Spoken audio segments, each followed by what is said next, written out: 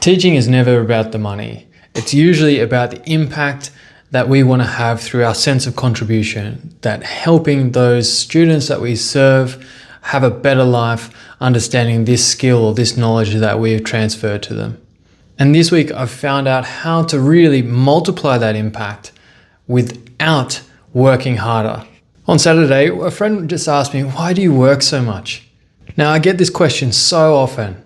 And when you're building something, you're creating something, a vision for your life, not many people really understand it when they're stuck in the traditional 9-to-5 concepts. But this wasn't the first time I was asked this question, but I knew exactly how to answer them. Now you're creating something that matters. You're creating content, you're designing workshops, you're building courses out, and you're leading innovation in education using AI and all the cool tech that's coming out. But you've still got this really nagging feeling. Is anyone actually listening? Or is this actually making a difference you thought it would? In this video, I'm going to share you 3 things. 1, why creating content for the last 3 years when no one's watching is not a complete waste of time. Number 2, the difference between working with 120 to 1,500 students is just this one thing, and it doesn't require harder work.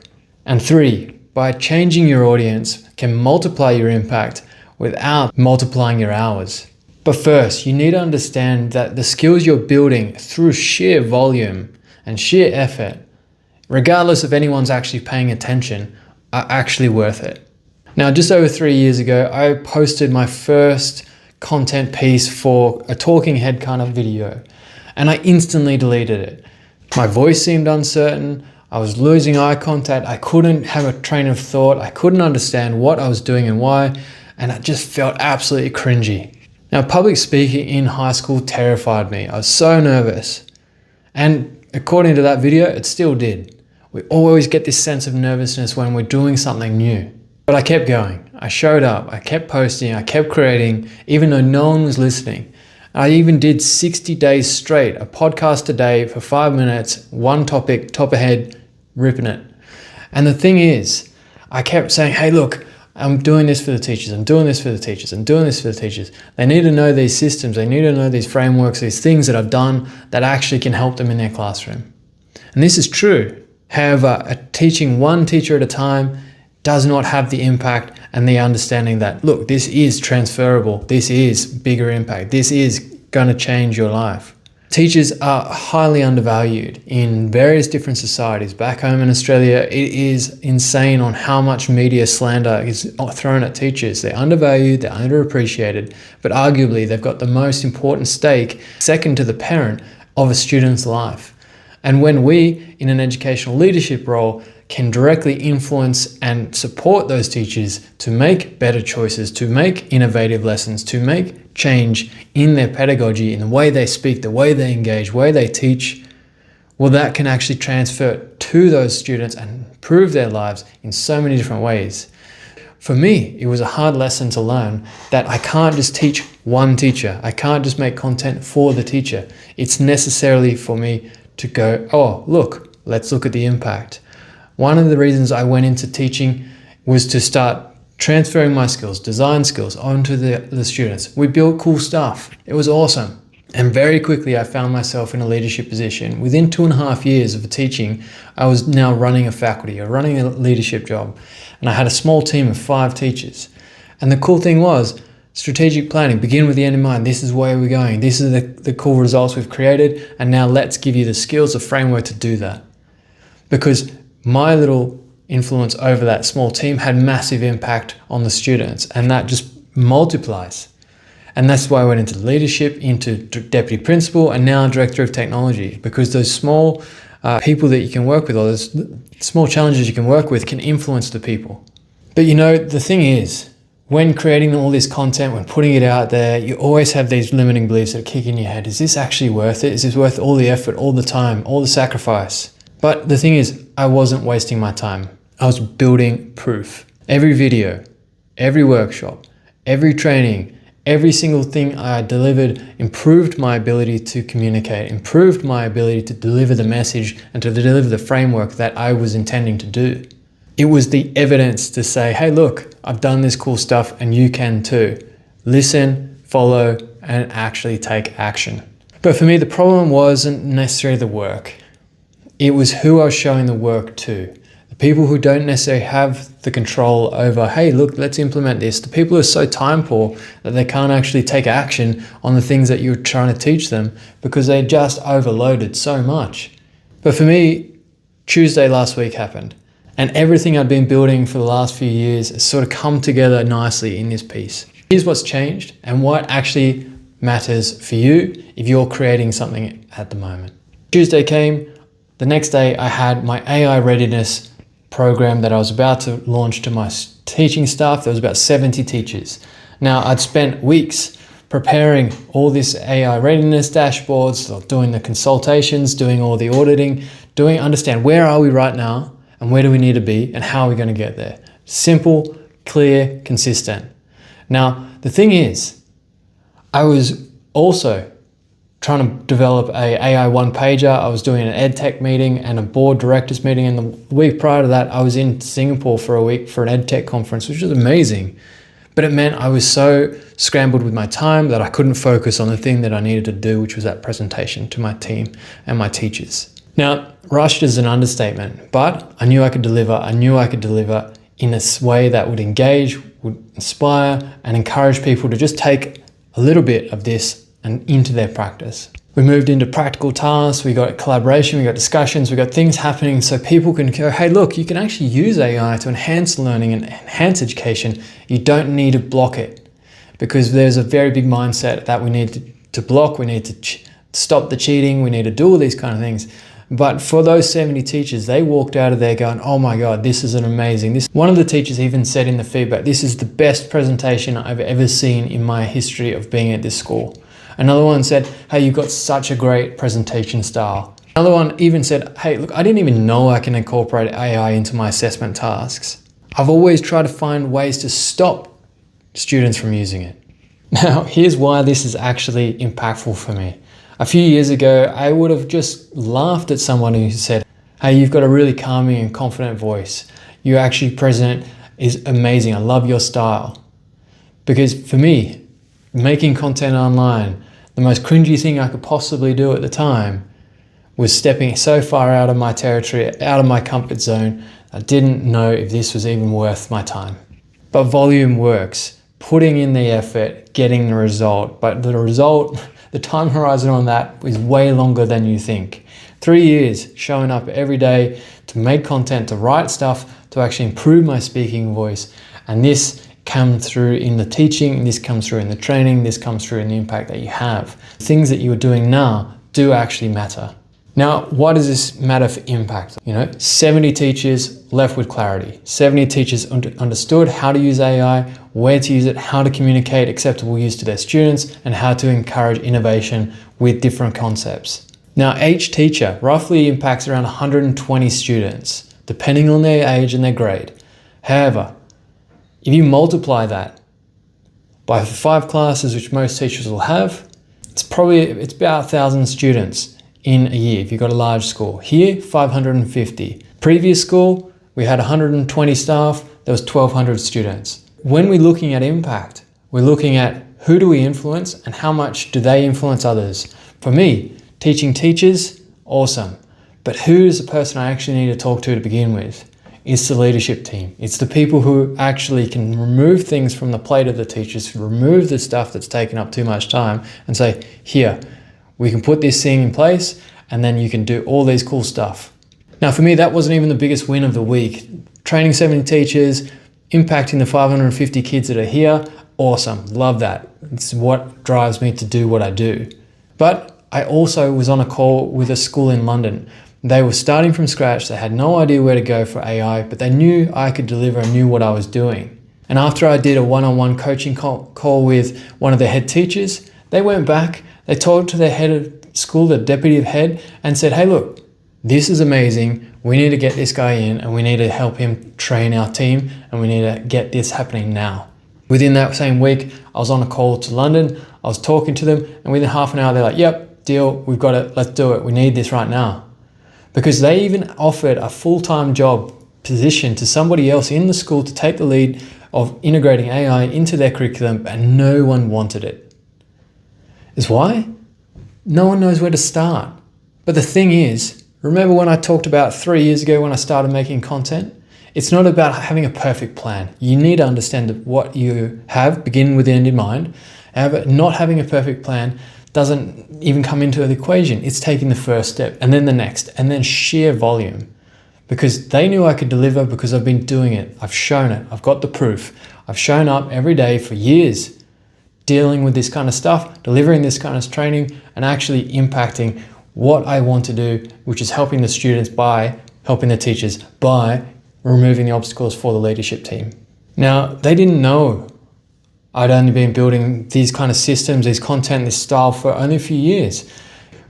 Traditional education, you go, hey, look, you need to be in leadership positions for 10 years before you get promoted into the next.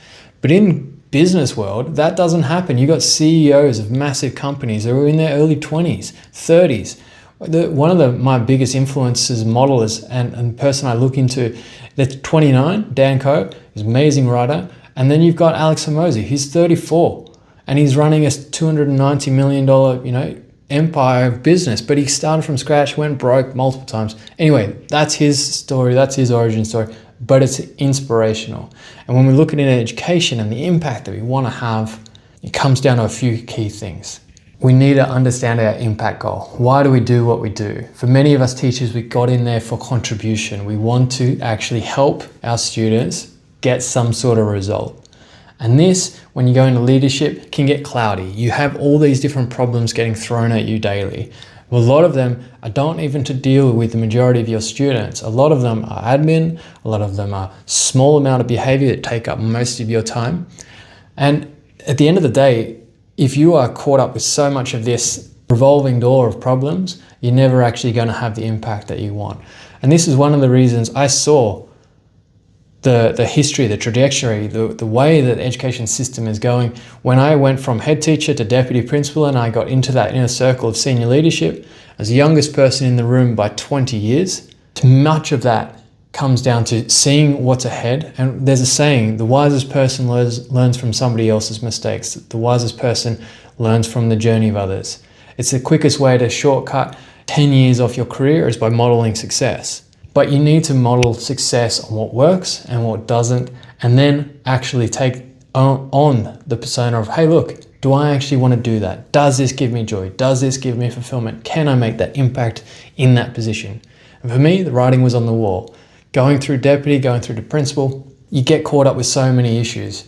But going down this other path of innovation, tech, AI, all of that, awesome. Lights me up because people get inspired, people get enthusiastic. They're like, yes, this is awesome. We can make more impact with our students because we get to do cool stuff and enhances their education experience. Now, if we understand the impact maths, one teacher, you impact 120 students max. If you've got 5 classes, roundabout. If you are a leader and you're directly influencing teachers, you can influence an entire school, which is 550 all the way up to thousands. It took me so long to figure this out that I was serving the wrong audience, I was serving the wrong people. I was trying to work one-on-one with teachers rather than just work with a leadership team that can impact the teachers, that can remove those obstacles and then make the actual forward progress that I'm looking for. But you're probably asking, why do I care? Why does this matter for you? Whether you're building new skills, you're creating new ideas or content, you're leading organizations, you're trying to climb into a different role to have more impact, there's 3 quick key questions you need to ask yourself. And if you do this 5 minutes, 10 minutes, but what I suggest is go for a walk first, get some clarity, have a think, just process and remove the distraction. But I'll answer these 3 questions. Question 1, where do you actually get into the flow state? And if you're not familiar with the flow state, there's many videos out there, but it's the moment that you lose track of time. When you're so immersed in your work that it no longer feels like work. When you're so just immersed in this thing that you're doing that you're like, oh wow, it's dinner time already? I didn't realize. Because for me, it is the creating, it's the problem solving, it is the things that actually require critical analysis and thought and collaboration. Sitting away editing a video doesn't do it. Sitting away writing a policy doesn't do it. The things that actually get you into flow states, for me, is building, creating, and actually contributing. And for many teachers, we always talk about admin, lesson planning, lesson prep, report writing, all these stuff that takes us away from flow state. They are just a necessity of the job right now. But ask yourself one quick question. Where do I get into the flow state the most? What is it for you? Number 2, who actually needs the things that you're building? Or you're creating all this stuff, these resources, who actually needs it? Is it for you? Is it for the students you're dealing with? Is it for the teams you're creating on content online? Who's it for? And realistically, do they actually need it? Or do you just think they need it? For me, I was creating for teachers. I thought they needed it, but realistically, they didn't. They needed my skill set to remove the obstacles they were encountering via their leadership team. Then they can take on this thing, because it's like piling up a plate full of food. If you just keep adding on, eventually food's just going to fall off. Nothing actually makes sense. If you're overloading somebody with more stuff, you need to remove before you can add. And for me, that means working with leadership teams. Who are you actually building for? Does it actually matter for them? Or do you need to talk with somebody who actually can action things in place? Who's got the authority, who's got the sort of sense of control to do that for you? And for me, that was to stop creating for people who can't buy it. It's to empower those who can, so then they can impact on the people who actually can deliver for the students. And that third question is, what can you actually delete from your day? There's so much stuff that we get caught up of, feel like we have to do these things. It was very evident back in 2020 when we were stuck in online, a moment for lockdown, and all the redundancy of the job just sort of disappeared. It's the same kind of thing when we're now back into it. We go, what do I actually need to do? What can I delegate? What can I delete? And what can I do? Because if it doesn't do your first 2 questions, what gets you in a flow state? Am I creating something that actually matters for the people that actually need it? Or delete it. If it has to be done, delegate it out to AI, or delegate it out to somebody who can do that a lot better than you. This is a skill that I'm trying to learn and trying to reinforce, because it is hard to do that. When you are a doer, when you are the person who thinks, oh, I'm the only one that can do this at my level, at this skill level, it's a mindset I'm trying to shift right now, because it's like, well, if I do it at this level, how much time am I actually going to be spending on it? And will that actually help all these other people I'm trying to help? Or is it just feeling this thing that has to be done? Can I outsource it? Can I delegate it? Or can I delete it? Can somebody else do it at 80% the level of quality? If so, train them, then get them to do it. It's really one of those things that I'm trying to learn as a skill, because ultimately, the more you can do it, the more impact you can have, because you're serving the people, you're doing the things you're in the flow state for, you're creating more impact. And realistically, answering those 3 questions, figuring out who you're serving it for, what actually gets you creative, and what can you actually delete or delegate, means you can move from 120 student impact to 1,000 student impact. Because realistically, who are you serving, who are they actually serving, and so on. There's a trickle-on effect. And that is, for me, the lesson I'm learning, and the one that I'm hoping you are taking away as well. When I got asked that question, why do you work so much? This person, they know I'm running a business, they know I work full-time, they know I make content, they know I do all these things, they see the hours. But this time I had the answer for them, because this isn't work for me anymore. I want time freedom, I want financial freedom, I want location freedom, but what actually drives me is impact freedom, the ability to have as much control as I can to impact on the people that I care about, to improve their lives. And for many of us teachers, we get stuck in that. That impact goal is too small. It is just about expanding our horizons and figuring out where can we actually put our focus to improve the lives of many other people. There's a few wins over this last couple of weeks. Training the 70 teachers who impact on the 550 in regards to AI readiness and communication expectations. Inspiring those who actually want to use, and empowering those who are ready to just take it one more step, a bit closer to just better communication with acceptable, not acceptable, when we can, when we can't use AI in this education space. Having that call with the London team and actually going, hey, yeah, look, we can do a readiness assessment and deliver your first training in early December. Let's do it. Ready, keen. There's another 1,000 students impacted. Fantastic. And it's really now understanding that where do I actually belong? It's not serving those individual teachers, but it's serving the leaders who can remove the obstacles for those teachers, and then we can impact and influence and help inspire those teachers together.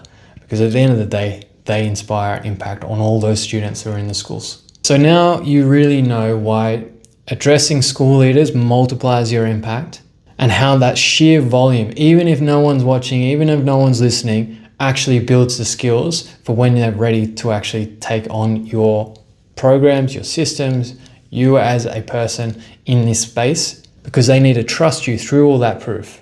But here's the problem you probably still have. What does it actually look like to lead AI innovation in an entire school context? Because you know you should do it, but how you do it is a completely different thing. Now, I've just finished the last 3 months, nearly 4 months, leading whole school innovation or AI innovation in this school in Thailand. And I've learned some things the hard ways and the easy, and it probably will save you months of trial and error. Let's watch this video next, and I'll break down how I'm leading AI innovation in the space and what you can do to make more impact with your students and your teachers from actually what works in practice and not just theory. Remember, effort equals results. Keep thinking critically, keep analyzing, keep applying, and actually creating the world and impact that you want to have in this space. I'll see you in the next one.